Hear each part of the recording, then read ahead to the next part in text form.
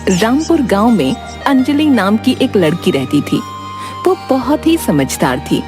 अंजलि रामकिशन की इकलौती बेटी थी। पत्नी की मृत्यु के बाद रामकिशन ने अकेले ही अपनी बेटी को पाला था। रामकिशन एक किसान था। वो खेती करके अपना गुजारा करते थे। अंजलि भी अपने पिता के हर काम में मदद करती। एक दिन अंजलि इतनी बड़ी हो गई है, लेकिन इन बच्चों के साथ खेलती रहती है जब देखो। पिताजी, अभी तो छोटी सी बच्ची हूँ। जीजी, आप कहाँ से बच्ची हो? आप तो इतनी बड़ी हो। आप कहाँ से बच्ची हो? छुटकी, तू तो चुप ही रह। अब मैं जा रही हूँ, दोपहर में चलेंगे आम तोड़ने। जल्दी आ जाओ वरना बहुत धूप हो जाएगी। इतना कहकर दोनों खेतों की तरफ चले जाते हैं और काम करने लगते हैं। पिताजी, इस बार तो खेत में बहुत अच्छी फसल हुई है। हाँ, फसल तो बहुत अच्छी हुई है इस बार। अच्छा मुनाफा होगा। हाँ, तो इस बार आप मुझे बाजार से रंग बिरंगी चूड़ियाँ लाकर देंगे ना? हाँ, पक्का। अब चल जल्दी जल्दी काम करते हैं, फिर घर चलते हैं। दोनों खेतों का काम करते हैं और शाम होते ही अचानक बहुत तेज बारिश होने लगती है। दोनों भागते भागते घर आ जाते हैं।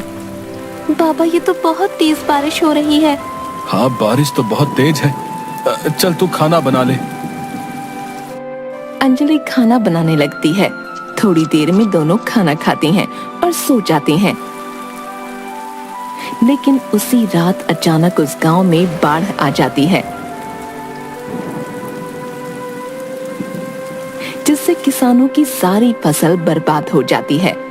सारे किसान अपनी फसलों को बर्बाद होते देख रह जाते हैं, लेकिन कुछ नहीं कर पाते। अगले दिन, अरे लखन, अब क्या होगा? अब तो हमारी सारी फसल खराब हो गई भैया। खेतन में भी घुटनों तक पानी भरा है। न जाने कब सूखेगा, तब हम खेती कर पाएंगे।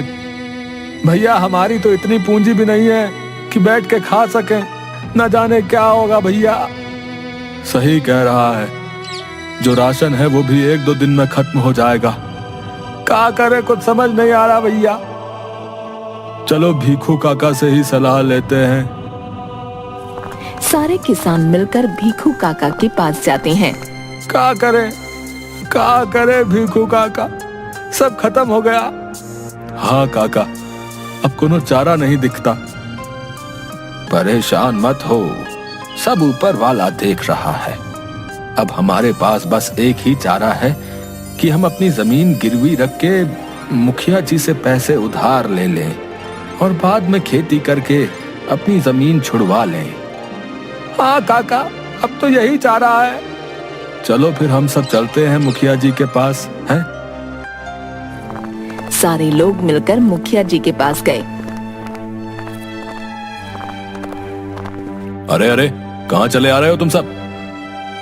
मुखिया जी, हम आपसे मदद मांगने आए हैं। आपको तो पता ही है, गांव में बाढ़ आ गई थी, जिसकी वजह से हमारी फसल खराब हो गई। अब हमें पैसे की जरूरत है। देखो, मैं मदद तो कर दूंगा, लेकिन मैं तुम लोगों को 5% ब्याज के साथ रकम दूंगा, जिसे तुम लोग 5 साल में थोड़ा थोड़ा करके वापस कर देना। हमें मंजूर है मुखिया जी। ठीक है, तो पैसे ले लो। मुनीम जी, पैसे दे दो सबको।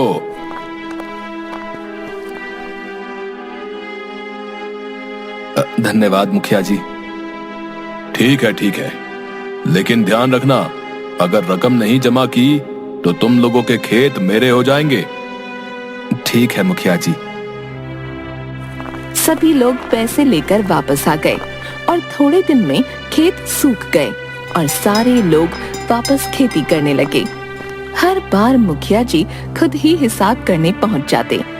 एक दिन, रामकिशन, रामकिशन। पिताजी तो अभी बाहर गए होंगे, वे आते ही होंगे। आप बैठिए। मुखिया जी बैठ गए। अंजलि ने मुखिया जी को पानी पीने के लिए दिया। मुखिया जी अंजलि को बस देखे जा रहे थे। उसकी अंजलि से नजर हट ही नहीं रही थी। तभी रामकिशन आ गया और आते ही रामकिशन ने उसे पैसे दे दिए। रामकिशन, तुम्हारी बेटी इतनी बड़ी हो गई है, इसकी शादी के लिए कहीं रिश्ता ढूंढा या नहीं?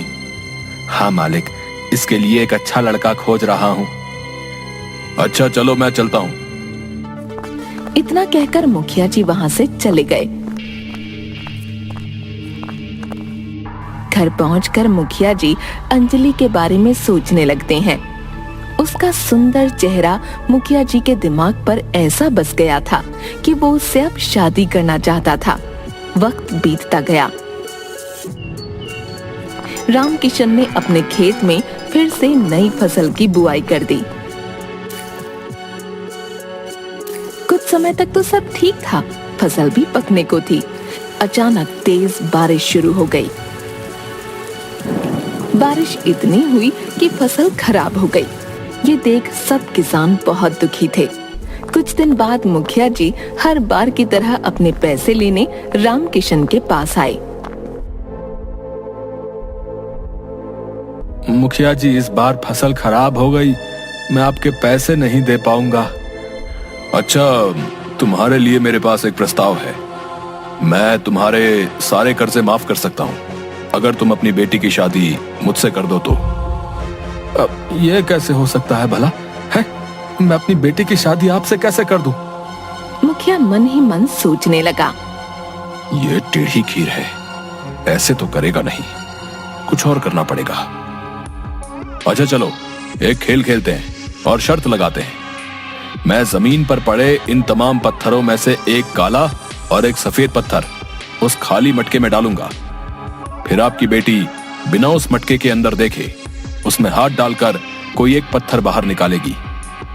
अगर पत्थर सफेद हुआ तो आपको अपनी बेटी की शादी मुझसे करवानी होगी और सारा कर्ज भी माफ। और अगर काला पत्थर निकला तो आपकी बेटी को मुझसे शादी नहीं करनी होगी और आपका सारा कर्ज भी माफ कर दूंगा। बाप और बेटी दोनों इस बात पर अपनी सहमति जताते हुए हाँ बोल देते हैं। तब मुखिया जी जमीन से 2 पत्थर उठाते हैं और उस मटके में जल्दी से डाल देते हैं। मुखिया जी के मन में छल और कपट होता है, इसलिए मुखिया जी काले और सफेद दोनों रंग के पत्थर उठाने का नाटक करते हैं, लेकिन मटके में सिर्फ सफेद वाले पत्थर ही डालते हैं, बाकी के जमीन में फेंक देते हैं। लेकिन अंजलि ये सब देख लेती है और धैर्य बनाए रखती है। जाओ निकालो पत्थर। अंजलि मुखिया जी के कहने पर मटके से पत्थर निकालने चली जाती है और मटके से एक पत्थर निकालकर वो जैसे ही मुखिया जी को देने जाती है, उसी समय झूठ मूठ का जमीन पर गिर जाती है, जिस वजह से हाथ का पत्थर जमीन में पड़े हुए पत्थरों से मिल जाता है। ये क्या किया? अब कैसे पता चलेगा कि तुमने कौन से रंग का पत्थर निकाला था? मैंने मटके से काला पत्थर निकाला था।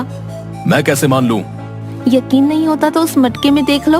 अगर पत्थर सफेद हुआ तो साबित हो जाएगा कि मैंने काला पत्थर निकाला था। ये बात सुन मुखिया जी हक्के बक्के रह गए, क्योंकि वो अपने ही जाल में खुद फंस चुके थे और शर्त के मुताबिक अब मुखिया जी को रामकिशन का सारा कर्ज माफ करना पड़ता। और अंजलि ने जब अपने पिता को सब बताया तो रामकिशन अपनी बेटी की इस समझदारी पर बहुत खुश हुआ।